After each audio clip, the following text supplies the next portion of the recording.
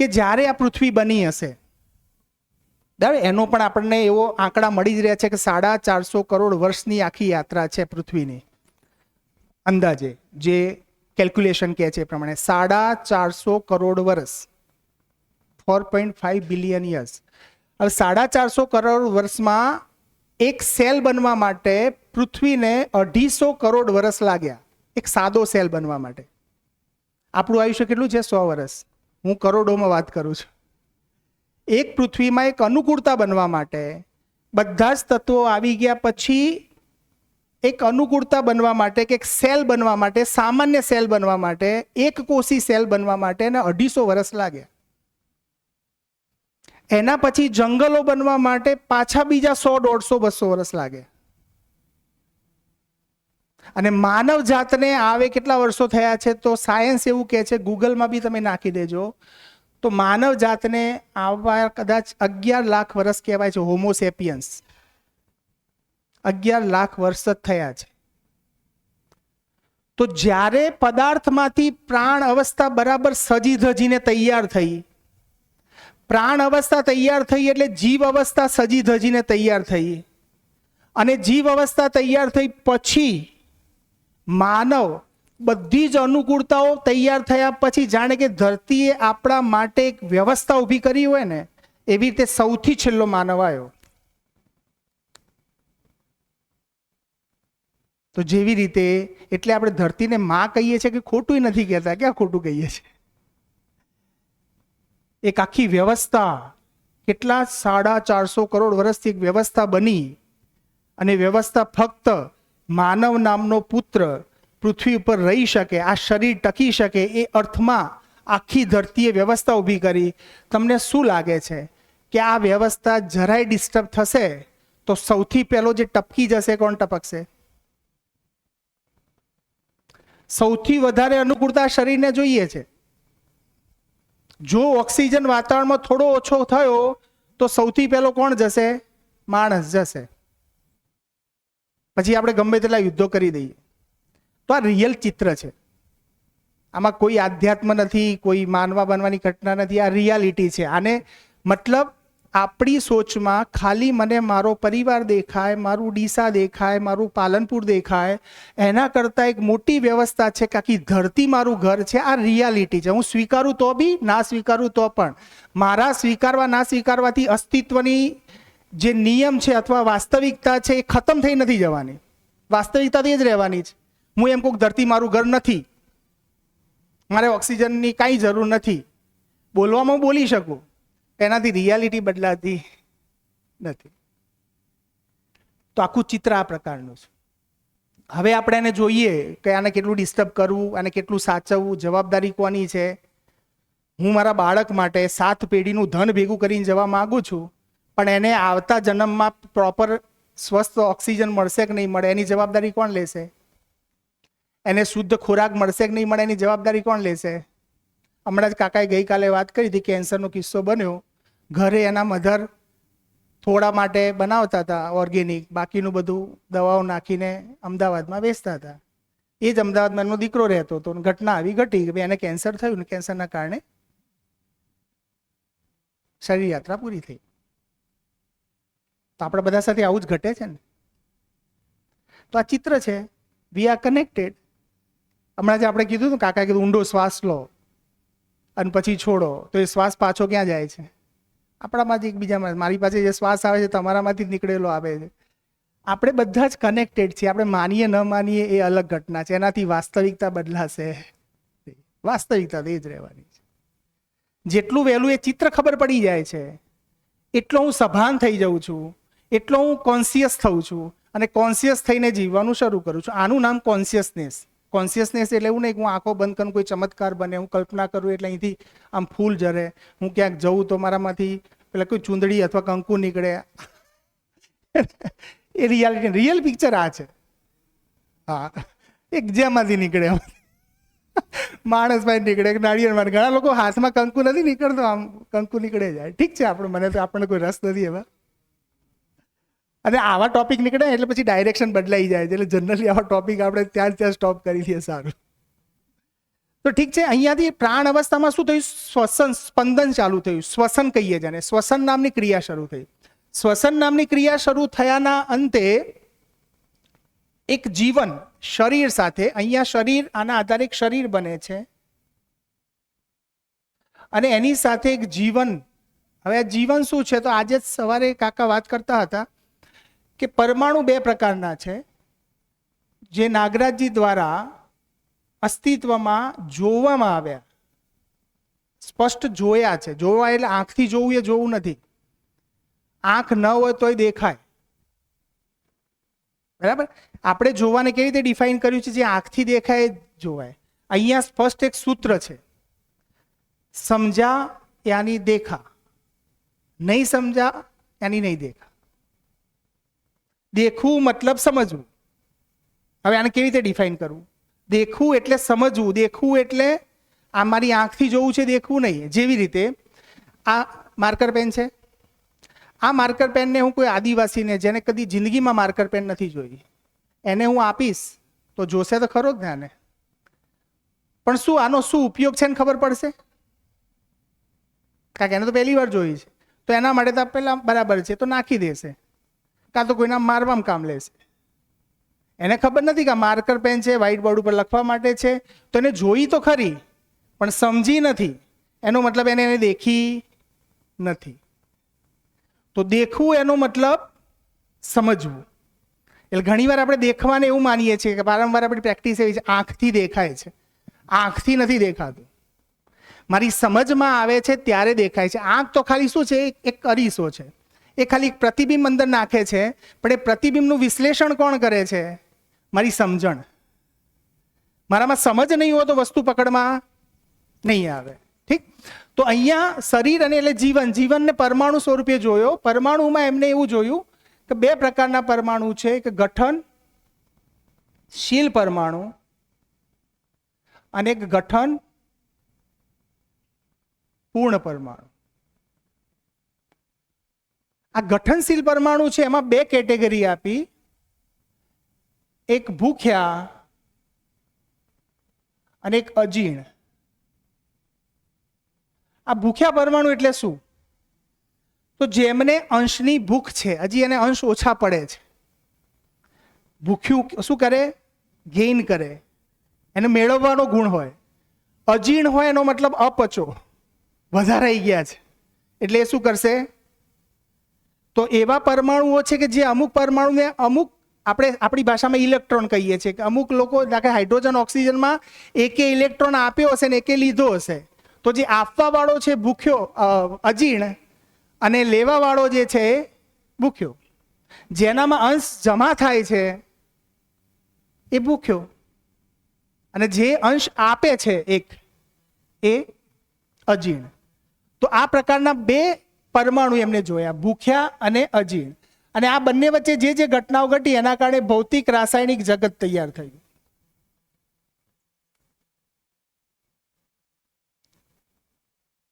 આખું ભૌતિક રાસાયણિક જગત એ આ ગઠનશીલ પરમાણુઓના કારણે છે.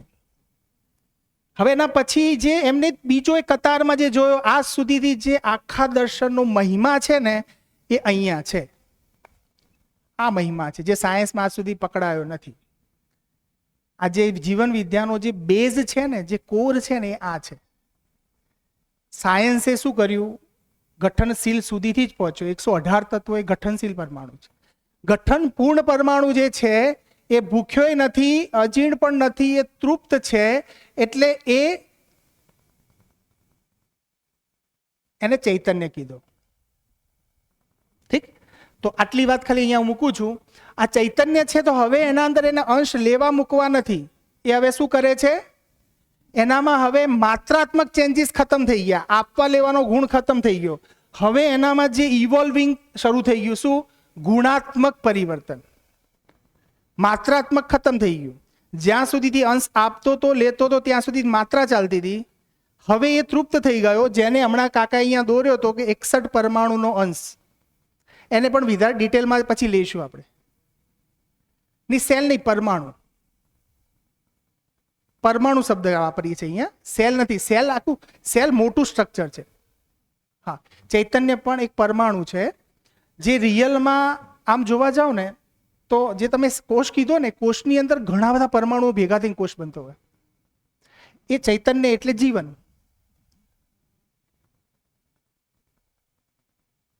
હવે શું છે એને કદાચ આગળ ચર્ચામાં નીકળશે જ, એટલે અત્યારે આપણે આને છે ને વધારે ચર્ચા ડિટેલિંગમાં જઈશું તો આજે રિવિઝન રહી જશે, પણ નીકળશે જ. નહીં નીકળે તો પછી આગળ ચર્ચા થઈ શકે છે. અને ડિટેલિંગ છે આનું. ડિટેલિંગ એટલે જીવનની અંદર પણ કેટલી ક્રિયાઓ, 10 ક્રિયાઓ થાય છે ને એ પણ કીધેલી છે. ખાલી પરમાણુ કંઈ મૂકી નથી દીધો. જે રીતે એમને 2, 8, 18, 32 જે વાત કરી ને, એ 2, 8, 18, 32 આચરણો છે એની પણ ડિટેલિંગ આના અંદર આપી છે, પણ આગળ અધ્યયનમાં ઓપન થઈ શકે. અત્યારે ખાલી આપણી પાસે આ બેઝિક માહિતી છે. તો રસાયણશાસ્ત્ર, હવે એના પછી શરીર ને જીવન. તો જે શરીર જે ચાલ્યું ને, એટલે જીવ જે ખરો ને, આ જે પ્રાણ અવસ્થા હતી એ કેવી રીતે આગળ વધે છે? તો બીજ પરંપરાથી વધે છે. પ્રાણ અવસ્થાની આગળ એની સમૃદ્ધિ વધવા માટે, એનરિચમેન્ટ થવા માટે બીજ પરંપરા છે. એટલે તમે જુઓ, જેટલા ઝાડ હોય, જેવી રીતે આંબાનું ઝાડ હોય તો આંબાનો ગોટલો આવે એના અંદર, અને આંબાનો ગોટલો વાઈએ એટલે લીમડો ના ઉગે. એટલે જ આપણે બહુ આમ કોન્ફિડન્સ સાથે જ્યારે કંઈ પણ વાવતા હોઈએ ને તો કોન્ફિડન્સ હોય કે ઘઉં વાયા છે તો ઘઉં જ ઉગશે, બાજરી નહીં ઉગે, કારણ કે એનું આચરણ નિશ્ચિત છે. અને એની પરંપરા બનાવવા માટે શું છે? બીજ. એટલે બીજ પરંપરાથી આગળ વધે છે. બરાબર? તો જે પ્રાણ અવસ્થા છે ટોટલ એ બીજ પરંપરાથી આગળ વધે છે. જીવ અવસ્થા જે છે એના અંદર 4 વિષય છે, પણ એને આપણે એમ કહીએ કે એ વંશ પરંપરાથી આગળ વધે છે.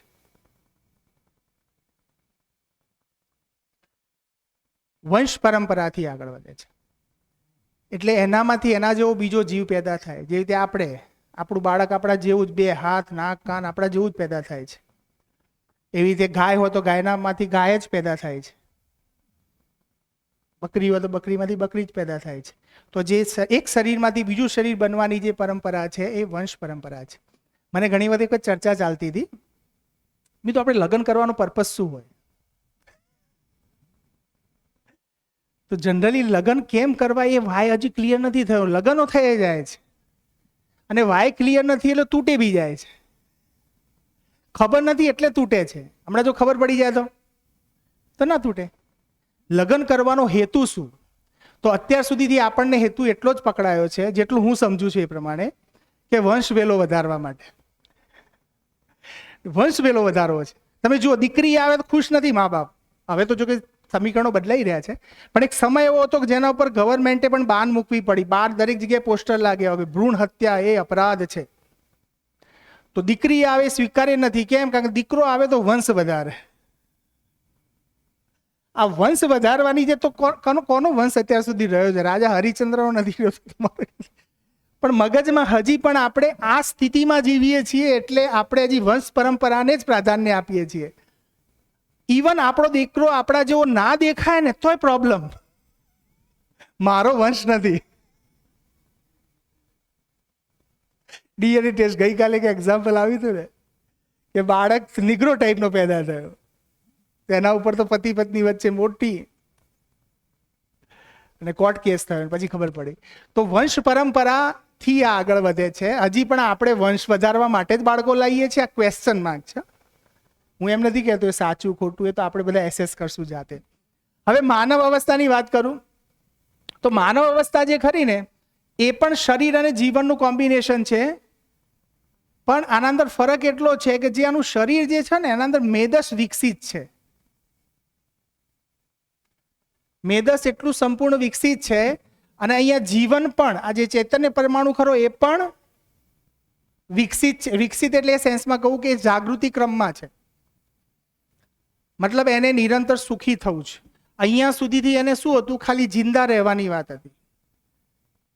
પશુને તમે રોટલી આમ ફેંકી ના આપો ને તો પણ એ ખાઈ લેશે. એને એમ નહીં લાગે મને ખોટું લાગ્યું. અને માણસને ગમે તેટલી ભૂખ લાગી હશે પણ આમ કીધું એટલે ભાઈ અમારે તો આમે ગાયને નાખી દેવાનું, તને ખવડાય, નહીં ખાય, મરી જશે પણ નહીં ખાય. તો માણસને ખાલી ભોજનથી મતલબ નથી. માણસ જેટલું કામ કરે છે ને ફક્ત સુખી થવા કરે છે. આ વાત જેટલી માઇક્રો લેવલે પકડાય ને ત્યારે આપણી એક્શનમાં સુખી થવાના ક્રાઇટેરિયા ફિટ થાય. એ જમે છે ને તો બી સુખી થવાના આશયથી જમે. જો તમને તમારી પાસે 5 આઈટમો પડી હોય અને જો ખરેખર ખાલી આપણે એટલા માટે પ્રાણીની જેમ જ ખાતા હોય તો આપણને ગુલાબજાંબુથી કે આ શ્રીખંડથી શું ફરક પડે? પણ આપણે ચૂઝ કરીએ છીએ, રસનો સ્વાદ લઈએ છીએ. સ્વાદ લઈને અલ્ટિમેટ આપણી જાતને શું કરીએ છીએ? પ્રયાસ સુખી થવાનો છે, પણ એ પ્રયાસ પૂરતો નથી, એ ટકતો નથી, એ ક્ષણિક છે. એટલે હું વધારે ને વધારે કન્ઝ્યુમ કરતો જાઉં છું. વધારે કન્ઝ્યુમ કરું છું એટલે ડાયાબિટીસ થઈ જાય છે. એક્ઝામ્પલ મૂકું છું ખાલી. તો આ રીતની એક પ્રોસેસ જનરેટ થાય છે. તો મને ખબર નથી કે મારા ખોરાકથી હું સુખી થઈ જઈશ. ખોરાકથી મને સ્વાદ મળે છે, સ્વાદથી હું નિરંતર સુખમાં તો નહીં જઈ શકું. આ એક ડિઝાઇન છે. કેમ ડિઝાઇન છે એ બી સમજવાની વાત છે. તો અહીંયા શરીરને જીવન, તો અહીંયા જે વ્યવસ્થા છે, આ જે શરીર ખરું ને એ તો વંશ પરંપરા પ્રમાણે જ આવે છે.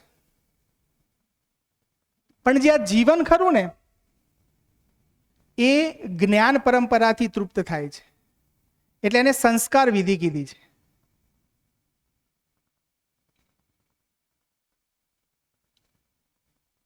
સંસ્કાર વિધિથી આગળ વધે છે.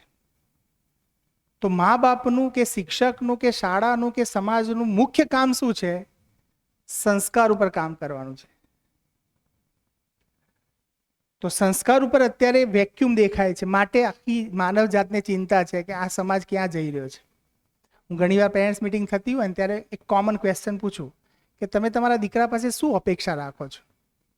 તો મેં અત્યાર સુધીથી એવું જોયું છે કે જેને ખૂબ માર્ક્સ જોઈએ છે એવા ખૂબ ઓછા પેરેન્ટ્સ આવે છે. જેમને એમનો દીકરો સંસ્કારી બને, પરિવાર સેન્ટ્રિક બને, પરિવારના સંબંધોને સમજે, દાદા દાદી મા બાપની રિસ્પેક્ટ કરે, આવો બાળક જોઈએ છે. કોઈને એવું નથી જોવું કે 95% વાળો જોઈએ છે. એવું કોઈ લખાવતું નથી. જોતો તો હશે જ પણ લખાવતું નથી. જે રીતે હમણાં મને કર્નલ અહીંયા છે કહેતા હતા કે યાર એક પ્રશ્ન પૂછવામાં આવ્યો અહીંયા આવશ્યકતાનો, તો કોઈ બેને ઘરેણાને એવું બહુ ના લખાવરાયું અને બધાએ જ સન્માન ને સુખ ને પરિવાર ને આવું બધું લખાવરાયું. અને રિયલમાં એ જ પરિવારમાં દેરાણી જેઠાણી હોય અને સાસુ જો દેરાણીને એક ઘરેણું વધારે બનાવી આપે તો આ જીવન સંબંધ બગડે છે. આવી વાસ્તવિકતાઓ છે ને. ઠીક છે. તો જ્યારે આપણે બોલીએ છીએ ત્યારે આઈડિયાલિસ્ટિક કેમ થઈ જઈએ છીએ? આ બી ક્વેશ્ચન છે ને. કેમ એવું થાય છે કે કોઈ જગ્યાએ આપણે ઊભા થઈને એવું તો નથી કહી શકતા કે મારો તો એક જ એમ છે પૈસા ખૂબ કમાવા છે, બાકી દુનિયાનું જે થવું હોય થાય? આવો શબ્દ બી હું નહીં, દુનિયાનો કોઈ માણસ નહીં વાપરી શકે. એ આચરણમાં હોવું નવું બીજા નંબરની, પણ ઈચ્છા જોવાની વાત છે કે માણસ મૂળભૂત કઈ ઈચ્છા વ્યક્ત કરી શકે છે. જો તમે પરિવારમાં પણ ઘણી વાર જોજો કે કોઈ સારી બાબત હશે ને તો આપણે 10 જણાને કહેશું, અને કોઈ ખોટી વાત હશે તો ભેગી કરશું. જાણે કે આપણી બહુ મોટી કિંમતી સંપત્તિ હોય ને, કોઈક ચોરી લઈ જાય એવી. ખરાબ ઘટનાઓ તો ખરેખર કઈ દેવાની હોય, ખાલી થવાનું હોય. એની કે ખરાબ ઘટનાઓ યાદગીરી આપણે શું કરીએ? આમ સાચવીને રાખીએ અને સારું કહી દઈએ. એટલે પેલું ખરાબ એટલું બધું ભેગું થાય પછી સ્પ્રિંગની જેમ એક વખત ઉછળે. થાય છે આવું, કે ઘણી વાર ઘટનાઓ ઘટતી હશે. ઠીક છે કાકા, હવે જો આટલી વાત પૂરી કરી દઉં. તો અહીંયા જો માનવે પછી શું કર્યું? તો માનવે આટલી વ્યવસ્થા બનાવી, એક પરિવાર વ્યવસ્થા બનાવી. પરિવાર ખબરમાં ના આવ્યો પણ પરિવાર વ્યવસ્થા એને બનાવી, પણ પરિવાર ટક્યો નહીં. તો અહીંયા હું એમ કહું કે માનવે એક પરિવાર બનાવ્યો. પરિવારના સંબંધોમાં અત્યારે ક્વેશ્ચન માર્ક છે કે બરાબર ચાલે છે? ક્વેશ્ચન માર્ક છે. ઓકે, એનું બેઝ લઈ લઈએ પહેલા. અહીંયા જો પદાર્થને માનવે ગ્રહણ કર્યો, આ લાઈન તમે જોજો જરી, આને લાલ કરવી યોગ્ય છે.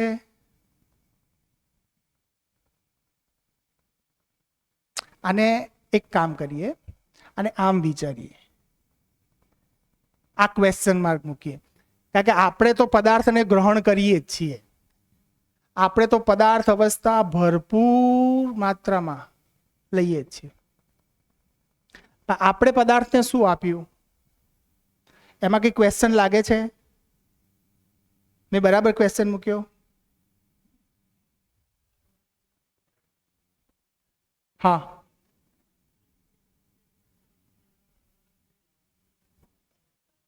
બરાબર છે, ખૂબ સરસ આઈડિયા તમે પાસે અત્યારે રાખો ને આપણે જોઈએ આગળ. ઓકે, અહીંયા માનવે જીવ અવસ્થાને શું આપ્યું? અત્યારે જે ગાયો ફરે છે અને જે સ્થિતિ છે અત્યારે જીવ અવસ્થાની, ઓકે, જીવ અવસ્થા પાસે લઈએ છીએ ખરા આપણે, મતલબ ડેરી બની, બીજું બન્યું, આપણે કન્ઝ્યુમ કરવા માટે બધું કરીએ છીએ. અને એ જ આંચળોમાં વચ્ચે એક મેં વિડીયો જોતો તો એ જ આંચળોમાં મશીન લગાડીને બ્લડ પણ આવે છે ને ખેંચે જાય છે ને આ બધું થાય છે, શોષણ થાય છે સાદી ભાષામાં. તો આપણે એને શું આપ્યું? ક્વેશ્ચન. ઓકે, વનસ્પતિ જગત પાસેથી આપણે ઘણું બધું લીધું, પણ આપણે એને શું આપ્યું?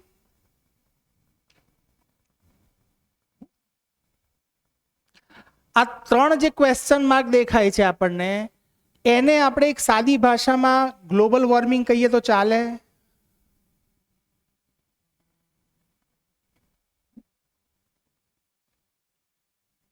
આપણે રિટર્નમાં જે આપવાનું હતું, જે સૌથી વિકસિત ઇકાઈ છે, જે સૌથી છેલ્લી આવી છે, જેનું દાયિત્વ કર્તવ્ય સૌથી વધારે બને છે, શું?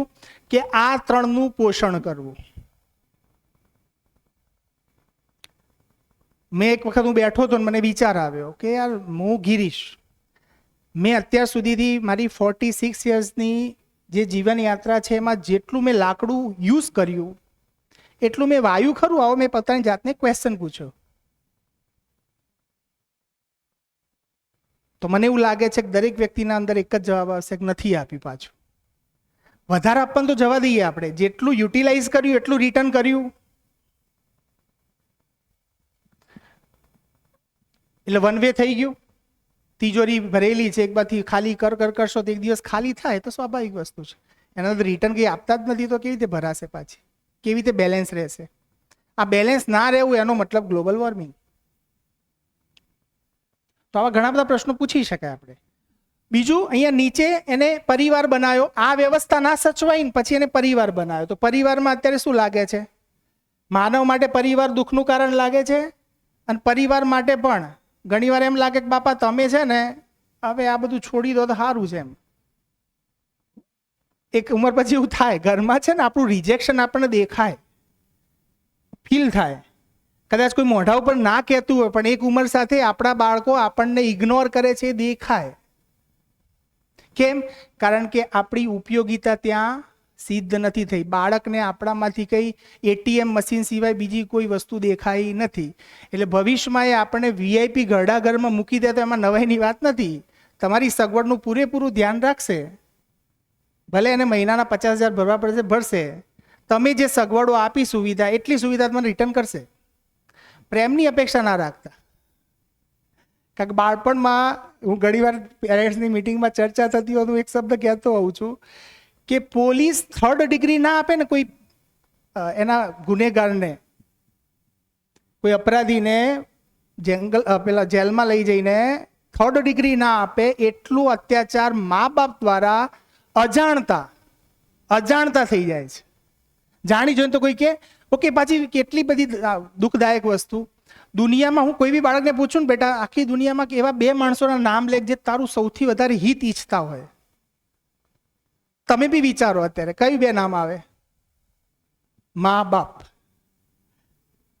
હા, ગુરુ લઈ લઈએ, પણ પહેલું તો શું આવે? જેટલા એડ કરવા, કૃતજ્ઞતા કરવા માટે તો આખું વિશ્વ પડ્યું છે, આપણે દરેક માટે કૃતજ્ઞતા કરી શકીએ. પણ નોર્મલી બાળક શું વિચારે? મારા મમ્મી પપ્પા. અત્યારે તો મને એવા જવાબ મળે છે પ્રેક્ટિકલી. અને એ જ મમ્મી પપ્પાને પૂછવામાં આવે કે તમારા માટે દુનિયામાં સૌથી મૂલ્યવાન વસ્તુ કઈ? તો એનું બાળક.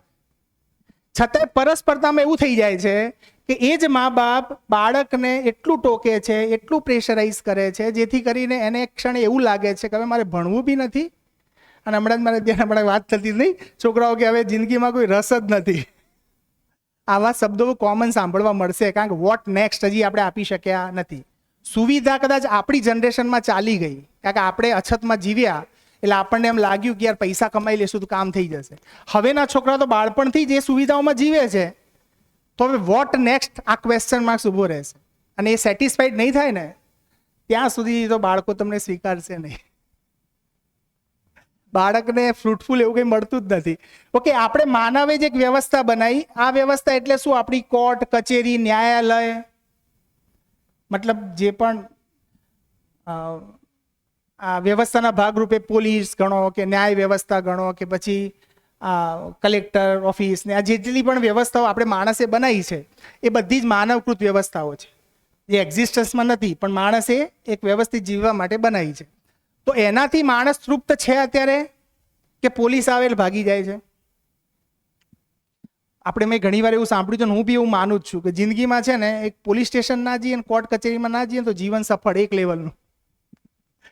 લેવલનું સફળ, કે ભાઈ હા આ બે વસ્તુના દર્શન ના કરો, દવાખાનું લઈ લઈએ.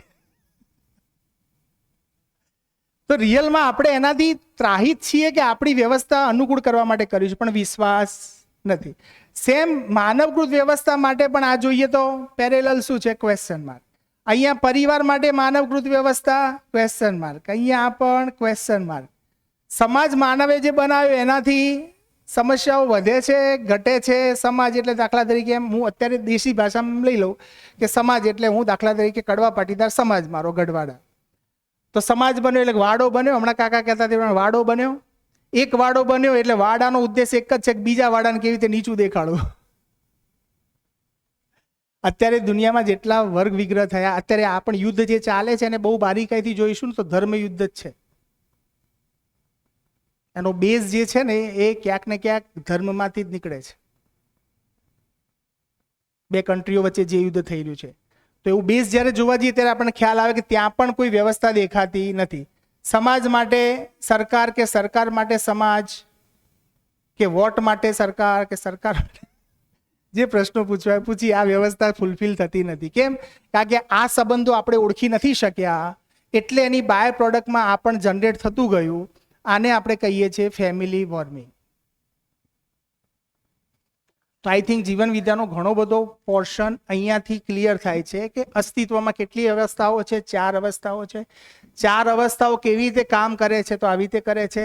માનવ અવસ્થાનું જે શરીર છે તો વંશ પરંપરાથી આગળ વધે છે, પણ જે જીવન છે, જે સુખી કોને થવું છે? શરીરને થવું છે કે જીવનને થવું છે? આ સુખની ચાહત, હવે એટલું તો પકડાઈ ગયું ને આપણને કે જે સુખની ચાહત છે મારા શરીરની છે કે કોની છે? જીવનની છે. તો જીવનને મેં ફીડિંગ શું આપ્યું? કે પછી હું શરીર છું એવું માની લીધું. હમણાં જ મૃત્યુની વાતો થતી હતી એટલે ત્યાં એટલી સ્પષ્ટતા નથી કે હું શરીર નથી. જે દિવસે સ્પષ્ટતા થઈ જાય હું શરીર છું એ દિવસે શરીર છોડી જ શકાય. જ્યારે સ્પષ્ટતા આવી જાય, જે રીતે સિમ્પલ વસ્તુ છે, અહીંથી મારે અમદાવાદ જવું હોય તો વચ્ચે મહેસાણા આવે તો મહેસાણાની ગાડી હું બેસું, પછી મહેસાણાથી ના હું ઉતરું નહીં તો અમદાવાદ કેવી રીતે પહોંચીશ? મારે ઉતરવું બી પડે અને બીજી ગાડી અમદાવાદની પકડવી બી પડે, તો જ મારી યાત્રા આગળ કન્ટિન્યુ થાય. પણ હું કહું ના, હવે મારે તો ઉતરવું જ નથી અહીંથી. તો સમય થાય એટલે શરીર પણ આરામથી છોડી શકાય જો એની સાર્થકતા સમજમાં આવે. જીવનને શું જોઈએ, જીવન અમર છે, એની શું ચાહત છે, અને શરીર મારું સાધન છે.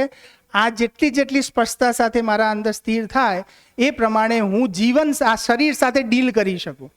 આ શરીરનો સદુપયોગ મને પકડમાં આવે. નહીં તો શરીરની ઈચ્છાઓ પૂરી કરવા માટે આખી જિંદગી સૌથી મોટો અત્યાચાર હું મારા શરીર સાથે કરું છું. જે શરીર મારા માટે બહુ કિંમતી છે, આ યાત્રા માટે કિંમતી છે, એ શરીરને એટલું રગડવામાં આવે છે, એટલું દુઃખી કરવામાં આવે છે. કેમ? કારણ કે સાધનનો શું સદુપયોગ છે જે પકડમાં આવ્યો નથી. આવી રિયાલિટી છે. તો ઠીક છે, અહીંયા મારી વાત મૂકું છું. કાકા આવી ગયા છે અને ધન્યવાદ બધાને. Thank you.